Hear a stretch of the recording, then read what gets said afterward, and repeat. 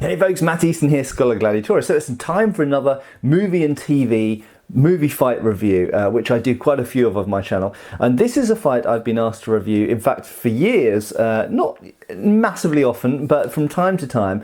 And it is from the fourth episode known as Shindig, or called Shindig, from Firefly, and that fantastic series which sadly left us wanting more. We got a bit more in Serenity, but this is the sword fight, pretty much the only real sword fight in the whole series. There are sword fights in Serenity, but maybe I'll deal with them in a future video. So my memory of this sword fight was that it was terrible. Let's have a look and let's analyse how good is it and what is good or bad about it. Before I go on, I just want to say that this video comes to you free of any other ads, thanks to Raid Shadow Legends, who are a sponsor of this channel, who've sponsored many videos for me now. You know all about Raid by now. It's the massively popular turn-based, free-to-play, free-to-download. You can play it on your mobile or your PC. Basically, it's a turn-based fighting game, combat game with all sorts of weapons and armour and stuff. 500 different characters you can upgrade and customize. It's set in the fantasy world of Teleria, so you've got lots of fantasy armor, fantasy creatures, you've got magic, you've got orcs, you've got elves, dark elves, you've got dwarves and all of this kind of thing. You've got loads of different factions. It's, you know, it's a really rich kind of world that they've built there, and you've got loads of missions that you can fight. You've got dungeons, you've got big creatures like dragons and ice golems and stuff that you can fight. So it's really, really cool, and the graphics are awesome as well. So one of the things I kind of enjoy doing actually is training up various of my characters in the sparring pit, which is here, and you can see that those people have been training and they are ready to be upgraded now. It's also pretty fun when you get shard summoning and seeing who you're going to get. Oh, who's this? The Ghoulish Ranger, 3 stars. Cool. I've not had that one before, so I might... Ooh, he's got a cool bow. It kind of looks like a modern recurve bow with stuff wrapped around it. Anyway, I've got to say that one of my favourite parts of the game is the good old-fashioned arena where you can fight other people's teams, and the classic arena is where I normally do that.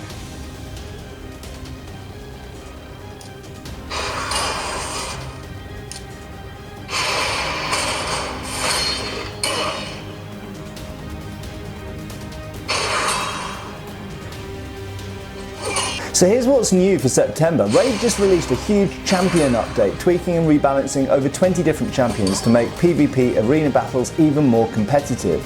And if that's not enough, the Forge just came out, so now you can save time and start crafting top quality artifacts and competing right away.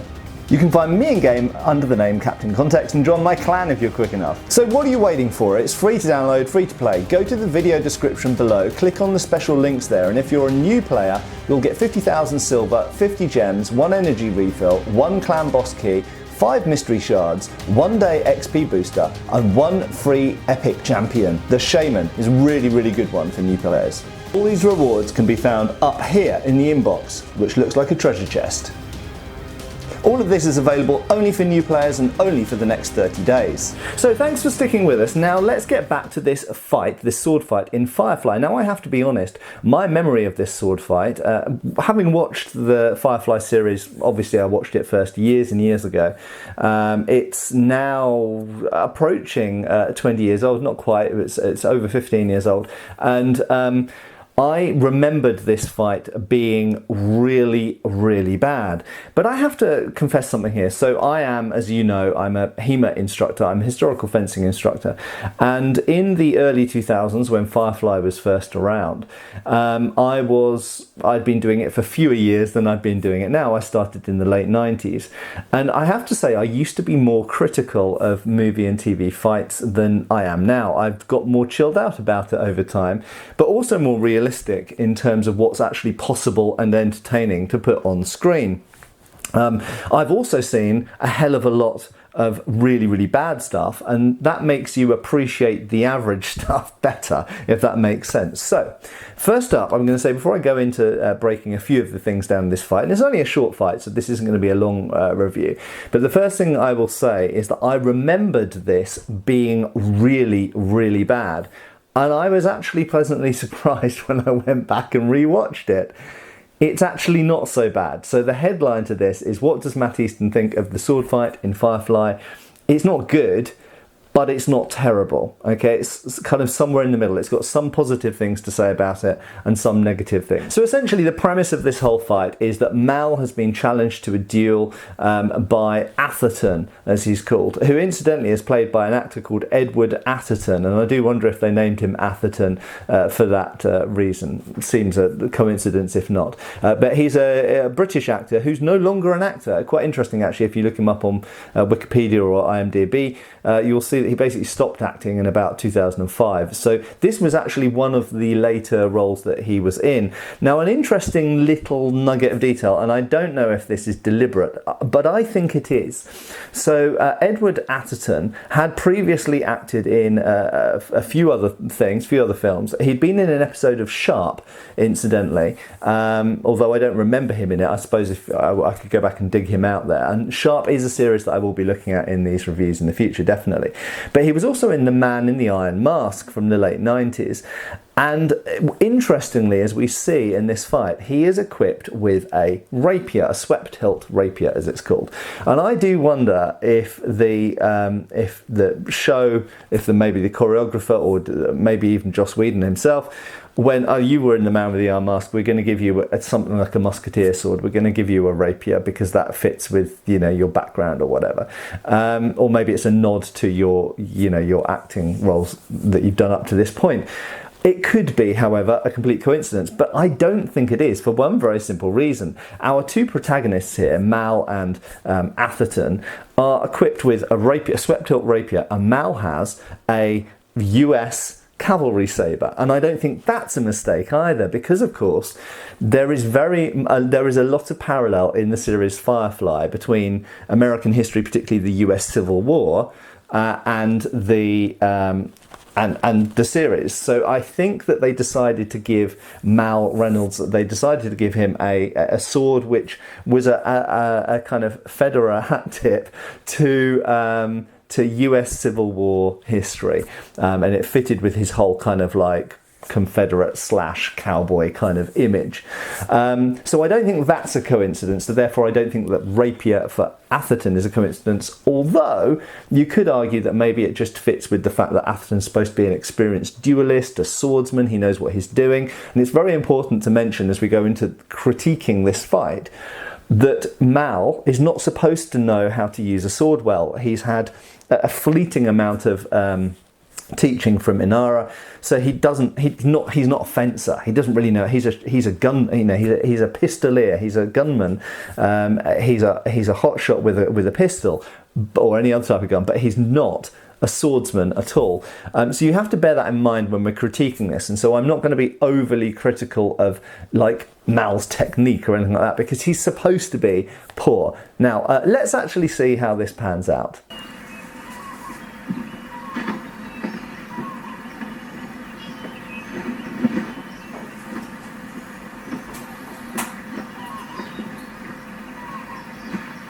So they're both in unarmoured, obviously they're in shirt sleeves, and this actually is a very important piece of context, of which, of course, I love context more than anything else on this channel anyway. And that is the fact that they are using those swords, a sabre and a rapier. It's not really... Do we call it a rapier or not? That's a topic for another video, but I've done tons of topics on the problem of the term rapier. But we'll call it a rapier for the purposes of this video, okay? So a rapier versus a sabre. Functionally, how different are those two swords? Well, the rapier probably balances a bit closer to the hand. It's got a little bit more hand protection or slightly different style of hand protection. It's got a double-edged blade, whereas the sabre has a single-edged blade, although it might have a sharpened false edge near the tip. But fundamentally, they are similar swords. In the grand scheme of martial arts and weapons, they are relatively similar weapons. They're cut and thrust swords of a similar-ish length. The rapier might be a bit longer, with handguards, okay? But they're fighting unarmoured. That means that any superficial cut, and we'll see that there are a number of those, any superficial cut might have a debilitating effect. And it's not very difficult to cut through shirt, okay? Whereas it might be difficult to cut through a winter coat or a military jacket, and that does change the nature of a fight quite a lot, or indeed if someone's wearing a hat or a helmet. These fighters are not wearing any form of headgear, and they are not wearing really anything on their bodies that's going to provide much protection, and indeed thrusts will go through dead easy, as we'll see. In fact, they do. So that's an important part of context. They are not wearing anything really that protects any part of their body, but they do have handguards on their swords.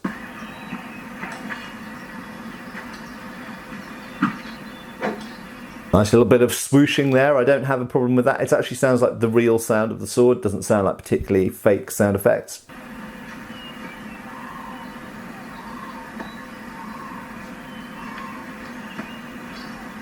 Really nice detail that would be easy to overlook. Atherton knows how to hold his sword. He has the finger over the front of the guard in the finger ring, over the front quillon, and this is how you conventionally hold a rapier. It's not the only way you can hold this type of rapier, incidentally. Some people put 2 fingers over one side, some people put 2 fingers over both sides, some people put no finger over the guard, so there are options, but I like the fact that this actor, or the fight choreographer at least, knows how conventionally a rapier of this type is held, and that's how he holds it. Equally, Mal seems to have his thumb up the back of the sabre's grip, which is also correct for a sabre. So it seems like whoever the fight choreographer was this, or perhaps there was some input from the actors themselves, they knew how to hold, at least approximately, how to hold these swords. I'm not going to say that Mal always keeps his thumb up the back, but then again, lots of sabre systems didn't either. But anyway, generally speaking, good so far.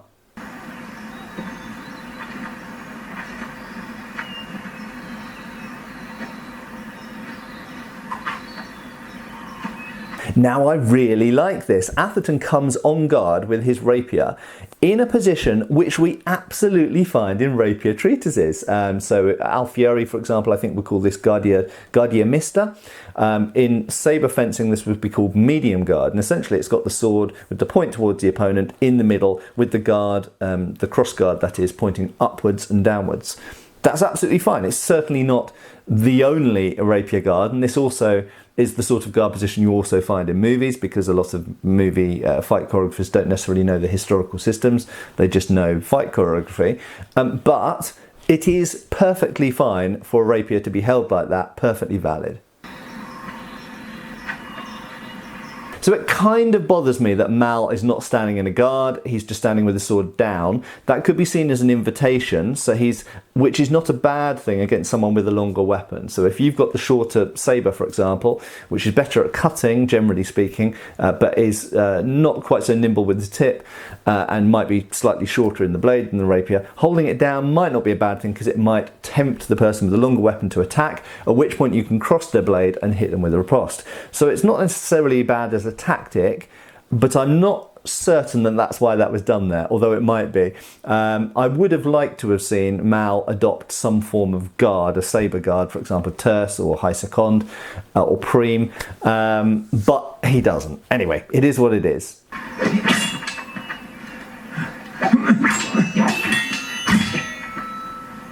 So Mal's flailing around with his parries and defences. But do you know what? So that would be something I would critique if it was in a student of mine in my fencing class. I would say you're making your parries too wide. And by making your parries too wide, you're basically not being very controlled. You're not leaving yourself in a good position for the riposte. You're making yourself more vulnerable to the feint, because if one of those isn't a real attack, you've gone swish this way and then they're hitting you on the other side. So it's generally speaking bad fencing. But bear in mind the character here, he is not a swordsman. He has only had like 1 or 2 lessons of how to use a sword in a short period of time before this duel. So actually I think this is realistic, and this is something I'd commend about this fight, is that it shows the contrast, a little bit like the famous Rob Roy fight, although that was more complicated because Rob Roy is supposed to be, rather than Tim Roth, Liam Neeson's supposed to be a practiced swordsman, as is Tim Roth. They just have different styles. But this is a little bit more black and white, in that here we've got an experienced swordsman against an inexperienced swordsman. And that shows, that piece of narrative, that piece of story actually shows in the way that they handle their swords. So 2 thumbs up, really good.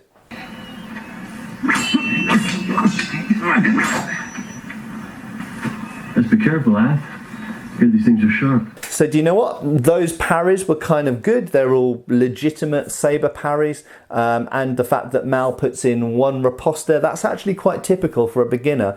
So what we try to do is, when we're training people, we try to make sure that after every defence or parry or guard, after every defence, they make a response that's an attack. So you take the fight back to the opponent. very often with beginners or newer people, they'll parry, parry, parry respond, or parry, parry respond. They won't manage to get a riposte, as it's called, or a response in with each guard. But again, Mal is not an experienced swordsman, so the fact that he is doing several guards, and the fact that the opponent's got potentially a longer weapon and is more practiced with it, and then only a riposte every now and again, is correct, is realistic for this scenario. He thinks he's doing well, doesn't he? I'm toyed with. So Inara saying that he's being toyed with, I have a slight issue with, because that's not really been shown at all in this fight. So there does come many occasions when you're sparring, or even in a tournament competition, when you're fencing with an opponent and you realise quite quickly on, or maybe you know because you know them from outside of that specific moment, that they are a lot less capable or trained than you are. You should never fully underestimate an opponent, because people can surprise you, and all of us, I think, who've fenced for any amount of time have come a cropper at some point because we've underestimated our opponent and they've done something unpredictable or surprisingly capable, better than what we expected or whatever. But Inara's analysis of he's being toyed with, the problem is, for those of us who know anything about swordsmanship or fencing of any kind, haven't seen that in the fight. There is no point at which Atherton so far has toyed with Mal. It's kind of looked fairly even so far. And I think if the fight choreographer had wanted to show that Mal was being toyed with, they should have shown Atherton doing a series of feints and Mal desperately just trying to parry them all. I suppose you could argue that the phrase that went just before this, perhaps before editing, did show that, because we do see Mal parrying a bunch of times and only managing to get one riposte in. So possibly this isn't the fight choreographer's fault, this might be the editing fault. But I think that they should have more explicitly shown at the beginning of the fight that Mal was very outmatched purely in fencing capability. They didn't really show that. So Inara saying to the audience, Mal's being toyed with, she almost, for the narrative, had to say that to the audience because we haven't seen that in the fight. I think it would have been nicer if the two things had tied together and that we'd actually seen Mal be toyed with, and then Inara had perhaps emphasised it or said it as well. There was a bit of a swoosh over the head there, but I do like the way that Atherton responded with a low thrust and went underneath it. You could kind of, because of the way the camera angle was angled, it didn't look like Atherton was ducking a cut, which is what was supposed to be shown. It just looked like Mal randomly swished in the air above his head. So they didn't get either the timing of that quite right or the camera angle quite right. But anyway, that's a kind of a filmography criticism, I think, rather than the fight choreography criticism. And the fact that when he's done the thrust underneath, threatened Malcolm's low line with the duck, which is perfectly fine, by the way. You can do that. It's high risk, high gain, but it's absolutely in fencing treatises. I think the fact that as he recovers back to a standing position, Atherton smirks, that actually shows that he's toying with Mal. So they kind of got the order of things wrong. They should have had him doing that and then had Inara go, he's being toyed with. That would have been better.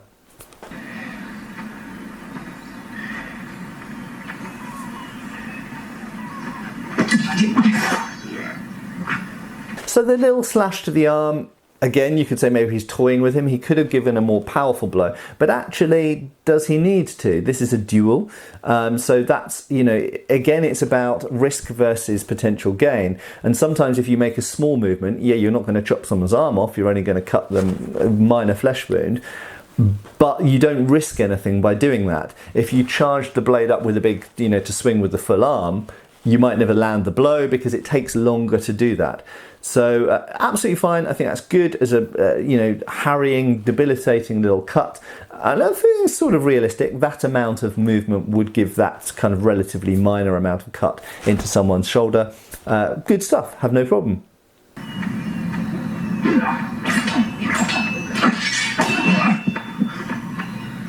So Mal's kind of wild, swinging, I think that fits with the character again. Remember, he's a noob in fencing terms, and also he's kind of annoyed now. He's angry because he's been wounded. So I think that's good. It fits in with the narrative, and it is the sort of thing that you might see someone who's not a very practiced swordsman and someone who's starting to maybe get tired and possibly angry or scared doing. So I think that's perfectly fine as well. Good stuff. What's he doing? Don't fall for that.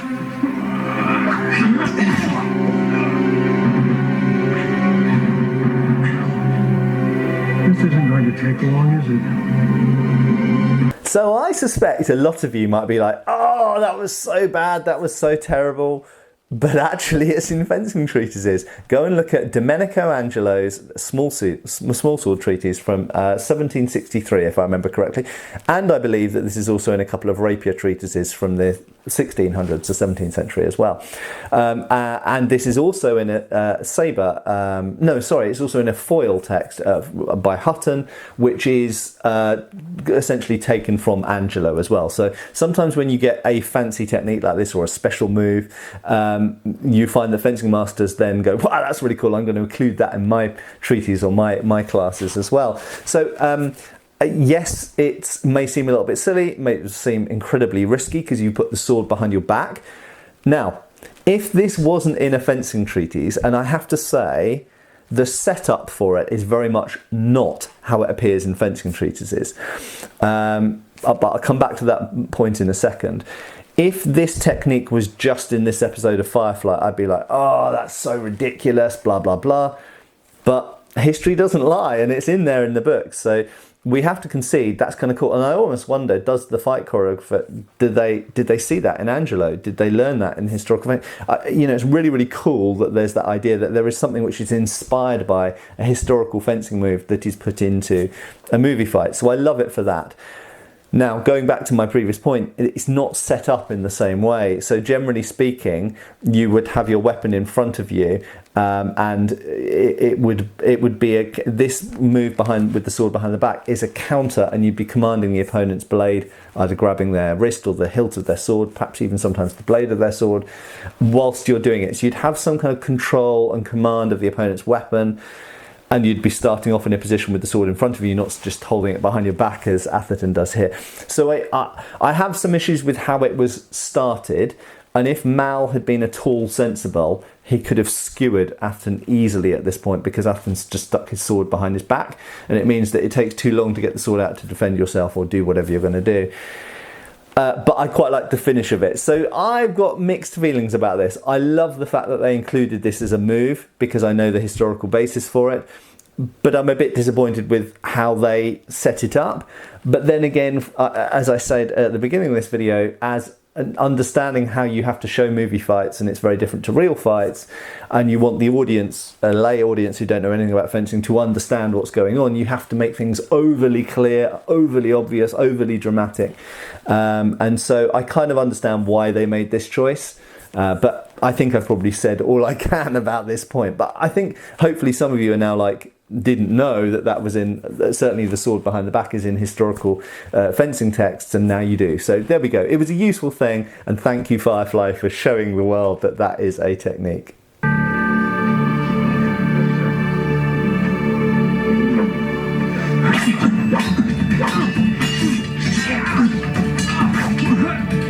I don't have any real problems with that phrase of movements, but it was a bit wide-angled from Atherton there, and I think that the size of the movements that he's doing are big and exaggerated, and we can excuse that when it's Mal because he's not supposed to be a practiced swordsman, but it was a little bit clunky and slow and big from Atherton.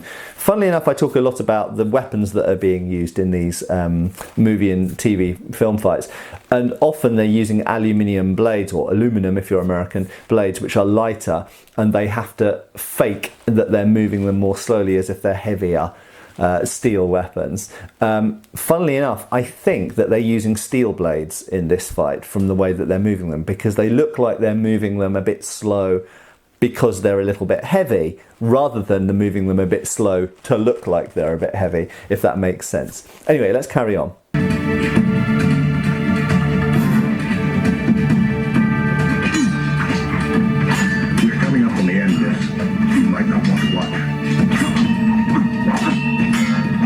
So we had Mal doing a lot of swishes quite at a low line, and basic geometry, obviously I'm not standing up with the sword in my hand so I can't demonstrate this, but basic geometry, if two people's shoulders are roughly the same height, if you reach down and aim towards their legs, you'll notice you can't now reach so far because your sword is connected to your hand, is connected to your shoulder, so your longest reach is always at the height of your shoulder because that's where your arm is attached to your body. If you reach at legs, for example, or the belly or ribs or whatever, groin even, if you reach there, you have to lean in with the rest of your body in order to reach it. So the fact that Mal's attacking below the opponent's sword is very much disadvantageous to him.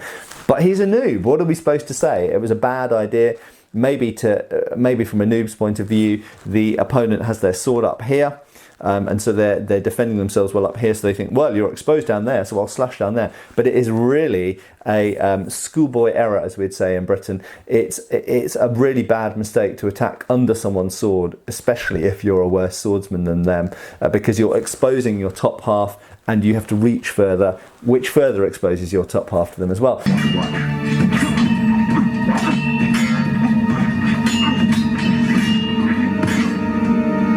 The stamping on the blade, can you break a sword like that? Technically, you probably can. On grass, it's extremely unlikely.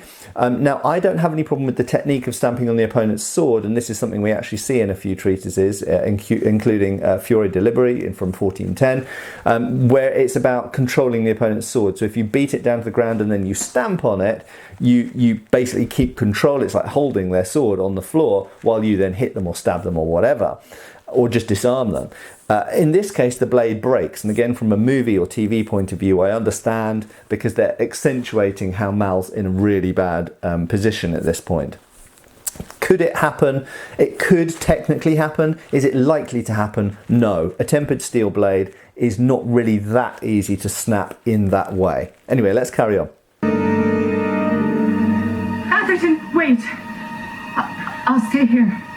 Exclusive to you, just let him live. Good stuff. So that's the kind of thing that Richard Sharp would have done as well. So pushing the blade aside, even grabbing the blade, perfectly fine. If you get your hand cut, then so what? This is about life or death stuff. You can heal your hand later or have it fixed or whatever.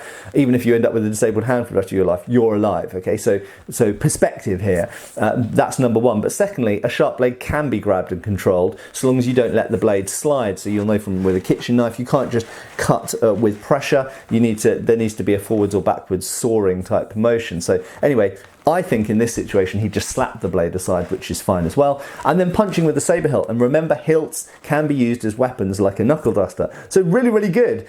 It was dishonourable, yes, 100%, but it wasn't against the rules of the fight. So Mal absolutely did the right thing here, and I like the fact that they put this type of fighting, this dirty fighting, into this duel.